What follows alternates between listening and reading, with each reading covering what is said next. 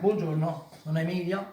Allora, qui abbiamo dei vasellami che erano considerati i frigoriferi di una volta. Qui dentro venivano messi i salumi, veniva il tutto coperto di strutto e veniva appoggiato nella cantina dove c'era l'umidità, perché l'argilla ha una grande caratteristica, quello di portare l'umidità per mantenere le merci.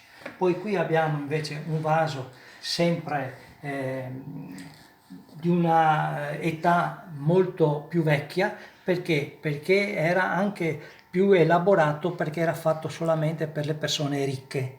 Invece, se vedete, queste qui sono generiche, sono più popolari, hanno una caratteristica un po' diversa. Qui invece abbiamo un'ampolla, abbiamo il vaso da fiori, abbiamo il bicchierino, il bicchiere, una piccola caraffina, un vaso. Queste qui erano invece sempre considerate per persone di un certo livello.